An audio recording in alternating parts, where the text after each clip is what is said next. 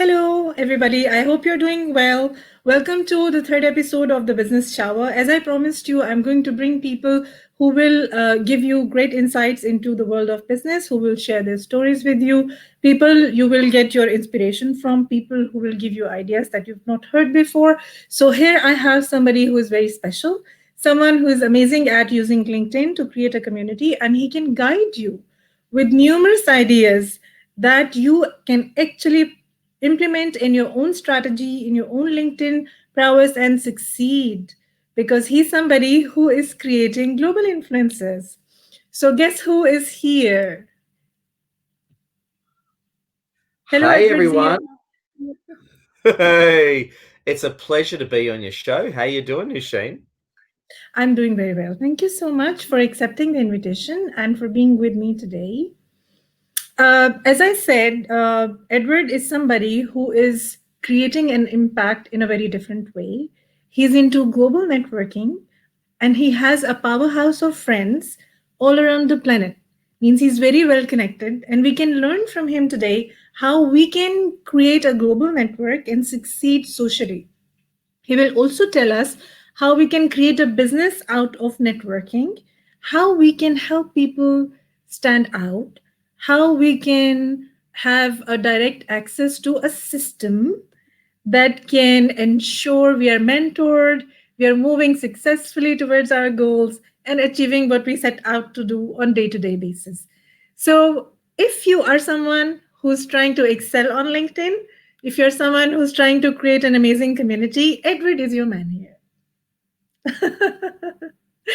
So, my first question, Edward, we want to know how did you start and what was your journey like? What were the things that you did? Why you chose LinkedIn in particular to train people to become influencers and change makers?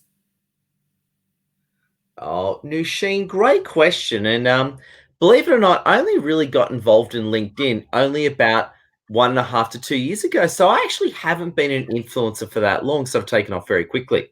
Now, in simple terms, why did I choose LinkedIn? LinkedIn has the best quality people, and everyone on LinkedIn is absolutely outstanding. And that really influenced me to go on the platform. And one of the first things I started doing was sharing really good content every day. As I started to share content every day and also like and support other people, they would like and support me back. And that's how I gradually take off. And it was hard, like all things. Whenever you start something new for the first time, it's really difficult. But inshallah, it all picked up and it all happened all in a beautiful time. Yeah. So it means that in order to take something from someone, you have to give first. So even on LinkedIn, it's a give and take relationship that you are forming with your community and the people around you. Absolutely. And what makes it all very important, Sheen, and to our wonderful fans around the world is that to me, it's a lot of things. You got to share really good content that helps people. Plus, as well, before I share any bit of content, I like sharing comment on a lot of my friends and a lot of posts that I'm seeing. So it's not just me dumping a bit of content and leaving. Before I post, I'll like sharing comment on a lot of people's content. So I'm always building up the reciprocity. So when people see my content, they feel like doing the same thing, and they do, and I absolutely appreciate it. Okay, great ideas. Um, how can we build a thriving LinkedIn community? A secret that you Well, know. sorry. The big secret is start by Mhm. connecting with awesome people like Nisheen. And as I was saying before, start sharing really powerful content. Videos work beautifully. Share great photos, share great ideas that you know that your audience will absolutely love. Mm-mm. All right, all right. I see you are creating some very easy to connect with ideas. You know what I mean? Those casual videos, you're just walking, perhaps sometimes in a garden, moving Yeah? maybe towards your car or something, and you have these little snippets of ideas to share with people on the go, like you're talking to them in person. I think this kind of a video works quite well. What do you say? Well, absolutely. I think some of the best content I've done has always been spur of the moment. Actually, some of the most content is most powerful that way because where you share a really good in a spontaneous way, it's just something you quickly throw out there. I find them raw and real your ideas, the better. Now, I'm all for doing good quality production, but you don't need to do that much. Simple ideas, simple minute, 2 or 3 minutes of you giving Hmm. a lot of it on my mobile phone. I'll literally pick up my mobile phone, do a quick video, and put it out there, and it works amazingly well. Hmm. So you believe that the smaller duration videos work very well, and it has to be something casual. I think it's actually a mixture. I tend to do a mixture. A lot of my videos are maybe just a few minutes shot from my phone. However, sometimes I'll share interviews like this. Sometimes I'll share full-on half-an-hour interviews. I think it's a combination of different content. Sometimes I might share a full-on webinar recording that goes for 45 or 50 minutes. So it's a mixture of different content. A lot of my content will be short 1, 2, 3 minute clips, but some of my content will be full-on 50-minute interviews. So the point being is you need a great combination of content. So, for example, you might do, for example, like what I do. Every week, I'll release a recorded live webinar. It works beautifully, go for about Hmm. 15 minutes. But some days, I'll just do simple 1 minute clips on LinkedIn. It really depends on what I'm doing. But here's the big point, be Okay. it long clips, short clips, it's got to be interesting and it needs to educate your audience to help them become more successful. If you do that, you're going to do really well in building your influencer profile and audience. Apart from the videos, what is efficient content planning like in present times when the competition is too high?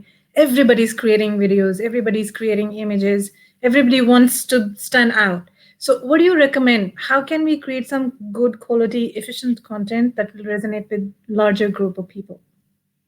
Well, the reality is that you got to stick to what you know and what you're good at. So, for example, I'm really good at persuasion, influence, doing entertaining videos, and even doing text-only posts. So we're all different. You might be good at writing articles. You might be good at text-only posts. You might be great at videos. Now, for example, you're in the beautiful city of Dubai. I think it's a beautiful place, Dubai. Mhm. Great city. I love His Highness Mohammed bin Rashid Al Maktoum. He's a great guy, right? And for example, Dubai is a beautiful city. There is so much visual content you can work with to create content Mhm. to educate your audience. And for example, today, I was at Bondi Beach in Sydney today, and I don't get there very often. So I used it as an incredible opportunity to take videos and to produce content. And it's just made my life so much easier. So first thing I say is take advantage of your environment naturally where you are, Hmm. really cool backgrounds, and share intelligent ideas that come from your professional viewpoint. Give people tips and inspiration to help them win big. Okay, wow. I was not thinking in terms of the environment before. And this is something that has clicked with me just now. So I should be outside Hmm.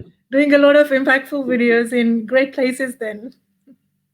Yeah. So for example, let's say I lived in Dubai, hypothetically. Right? I love Dubai. It's next Yeah. to Sydney. It's my second favorite city in the world. Let's say I was in Dubai. I'd stand outside the Burj Khalifa and do some really cool videos.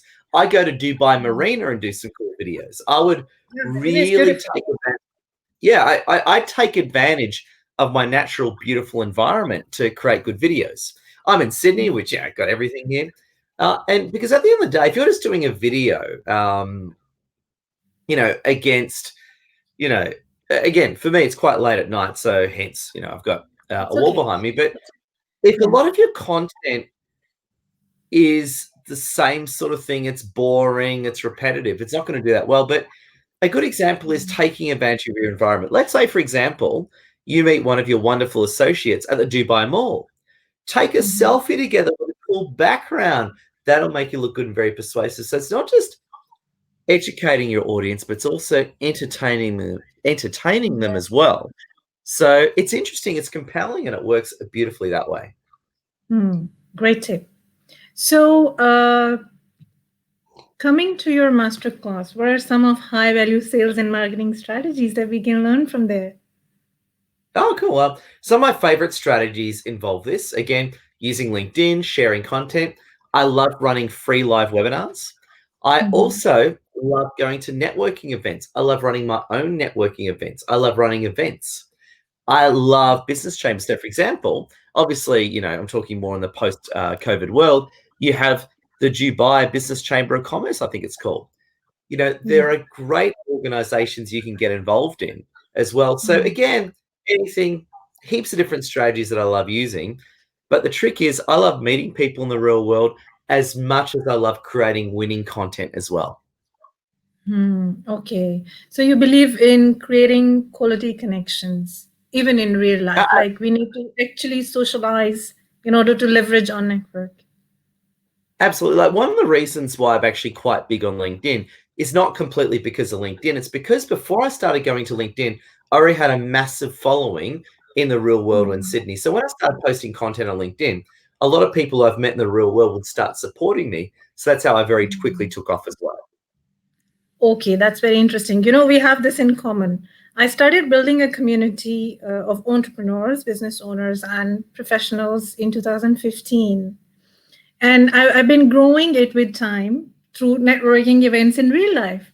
Then I met through that network somebody who was great on LinkedIn. And then I decided, okay, I should use my LinkedIn as well so that my community gets more connectivity online as well. So, yes, I agree with this point. It's very important for us to improve the quality of connection as in connection verb we have with people by meeting in real life and understanding how we can collaborate on different interests, on business, on our social life as well. Yeah. So, coming to a very interesting debate that many people have discussed before, many people are confused about who's an influencer, what an influencer can do on LinkedIn, why he should use it. So I want to know from you, when you are helping people improve their skills for persuasion, for connectivity, for building social relationships, what do you advise them? What do you think is an influencer? And how does a LinkedIn influencer in particular help others?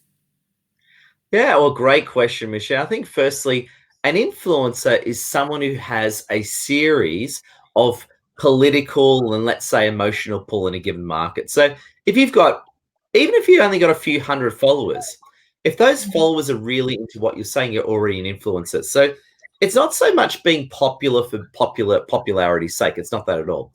It's more being popular relative to your target customer base and who exactly you're after.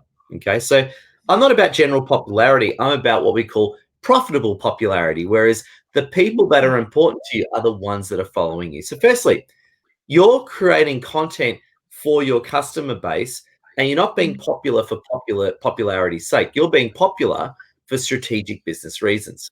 And the second part of that question is the way I see it, at least, is a LinkedIn helps others through being this shining example of leadership in a given industry. So, for example, I help other people become master persuaders and influencers. So, you need to expect from me great tips on how to become a master persuader and influencer. And as long as I stick to that mandate, I'm very good. So, you got to define what you're about, understand your market, and give exact content that way that completely hits the mark every time. Okay. All right. So it all trickles down to objectives, to focus, to the ability to create the right content for the right people. Mm. Exactly, and doing it day in and day out and make it entertaining as possible. So instead of just, let's say, sitting at home doing videos, go to the Burj Khalifa in your case, go to the Dubai Marina, go to Lamar and go to some of the beautiful scenery there. Do something very interesting that really stands out. I'm in Sydney, for example. I can go to a beautiful park nearby. I can go to the Opera House. I can go to all these cool locations to make my videos interesting as possible. Great. Yeah, I'm going to take this tip and take it very seriously. You Yeah. will see I now go to my Lamar, communications. Lamar, Burj Khalifa, Dubai Marina. List goes on. Just go to some of those cool places. Go to the cool I, fountains. You know the cool fountains? Do that. I created some 3 to 4 videos at La Mer. That place has a lot of music in the background. So somebody called me up and said, "Oh my God, there's a lot of noise in the video." I was like, I prefer posting something raw sometimes because it makes it very original, makes it Yeah. more relatable to people. Yeah, So and yeah, you need to be entertaining as well. Like you just can't be correct. You need to be entertaining so people Mhm. find you interesting. Because if you're boring, you're not going to persuade anyone. It's not going to work out. Yes, you're absolutely right. We all want some fun, we all want entertainment. So, we all know community is very important, right? And we really need to build one.